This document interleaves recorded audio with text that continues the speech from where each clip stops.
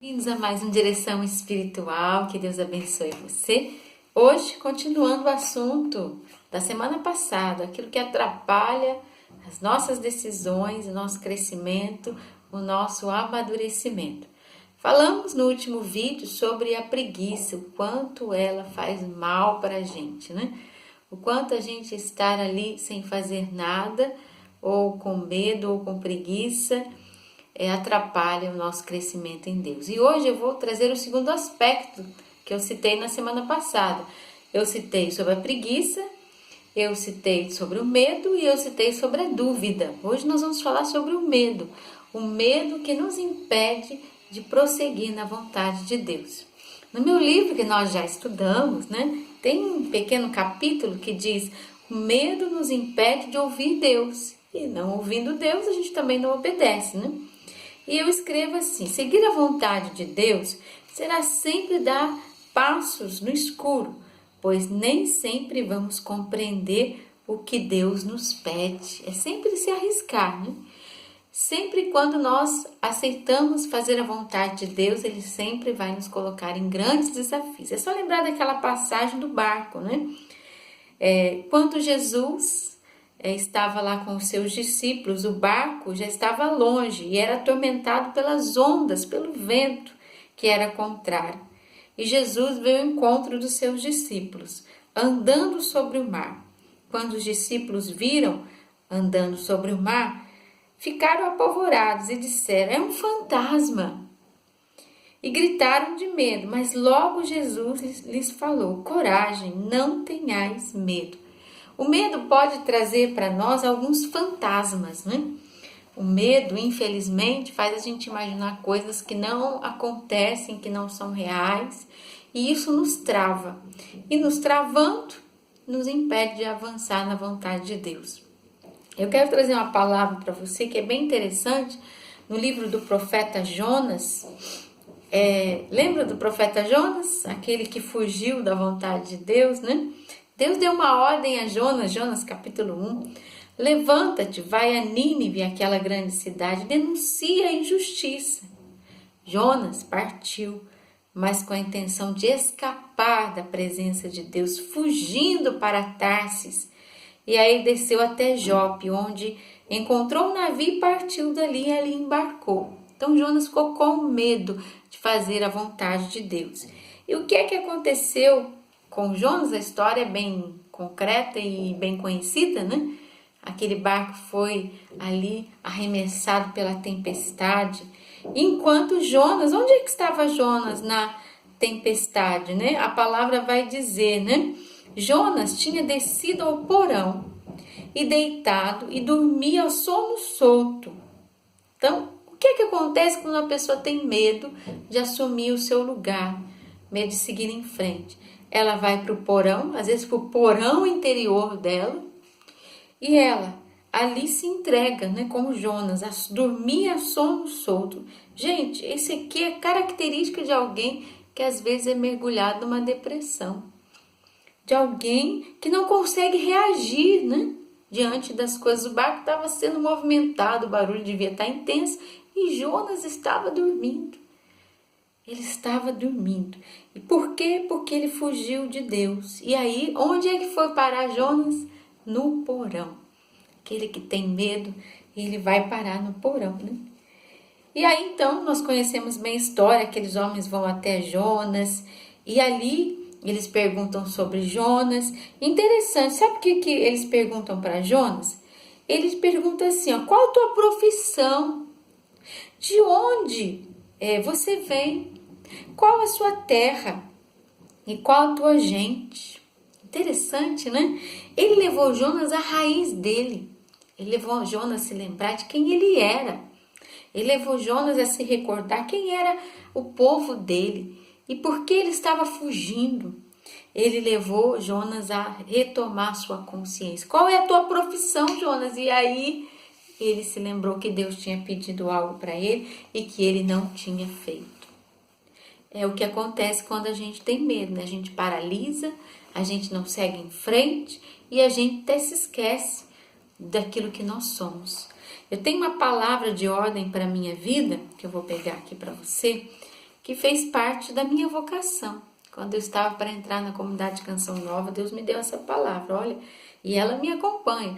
Quem estiver com medo e a tremer, que volte e se retire do monte de Jeboé. Ali nós estamos dentro de uma convocação.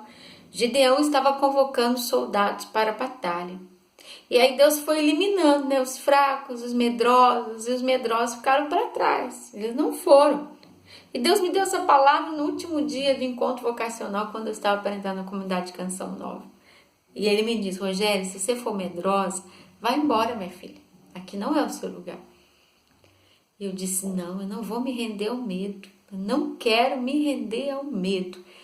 E aí foi então que eu decidi levar a minha vida diante dessa palavra: Senhor, eu não quero ter medo, não quero tremer de medo, né? Quero indicar um livro para você, nossa direção espiritual, Liberte-se do Medo. Carlos Valles, um padre jesuíta, fabuloso, gente. Ele tem vários livros bem interessantes. E aqui ele vai falar sobre os vários medos que a gente tem. E uma das coisas que ele fala é sobre a insegurança. Mas olha que interessante que ele fala. Todos nós temos inseguranças e medos, não temos? Ele vai dizer assim: não é possível abolir a insegurança. E mesmo que fosse, não é desejável. A questão não é abolir a insegurança, mas aprender a viver com ela. Até hoje eu sinto medo, gente. Até hoje eu tenho insegurança quando eu estou diante de um grande desafio, quando eu estou, muitas vezes, diante da televisão, né? Diante de grandes encontros, eu tenho medo e isso é bom. Na verdade, ele diz, a segurança é perigosa e ela é maléfica. Por quê? Porque a segurança é um inimigo do mortal, já dizia Shakespeare. Ele diz, ela é inimiga porque ela engana todos com a felicidade.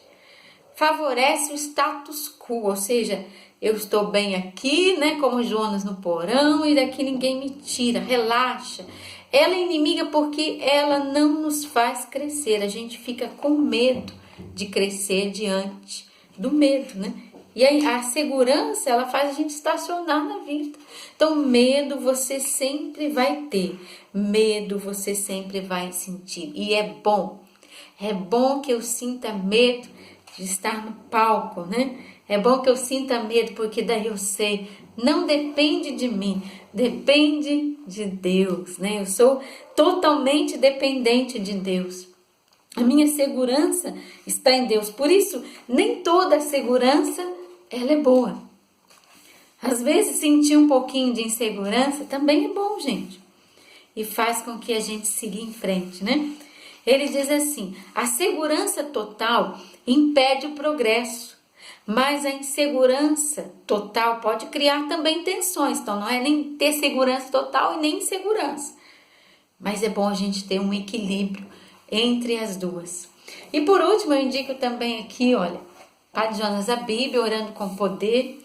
Ele tem um capítulo nesse livro que ele diz assim, os intercessores sem temor. Então, aquele que assume seguir com Deus, ele precisa ser sem temor, não precisa ter medo, né? Ele precisa se entregar a Deus. Ele vai dizer e trazer a palavra de Jó, capítulo 2, versículo 25. Todos os meus temores se realizam e aquilo que me dá medo vem atingir-me. Olha que palavra perigosa, quando a gente faz do nosso medo, não é, aquilo que é maior do que Deus, né? Eles podem até acontecer. Todos os meus temores se realizam. E aí ele diz, eu intercessor, né, não posso ser uma pessoa cheia de temores, de medos. Ou seja, o medo não pode te paralisar, mas também a segurança também, ela também não pode te paralisar. Eu estou no meu cantinho, tá tudo bem, e assim eu sigo adiante. O intercessor, diz ele, o cristão, o homem e a mulher cheio do Espírito, não podem abrigar o temor no seu coração. Aquilo que me dá medo pode me atingir. Se ficarmos com medo de alguma coisa, somos atingidos, até uma doença. Você fica com medo dela e ela acaba chegando. Orando com Poder, Padre Jonas Abim. Então, vamos pedir a Deus, né? Senhor, que eu não busque uma segurança total, ou seja, eu fique protegido no meu mundinho sem ninguém no meu habitat, na minha redoma, né? E aí ninguém mexe comigo, não sou atingido, e aí eu não cresço. Ou ao contrário, eu tenho medo de tudo e por isso eu não me lanço em nada, eu fico parado. Nem tanto a segurança e nem tanta insegurança. A gente precisa viver essa adrenalina de confiar em Deus e se entregar nas mãos de Deus sempre, sempre, sempre. E aceitar os desafios que Deus tem para você, tá bom? Que Deus abençoe. Até o próximo Direção Espiritual.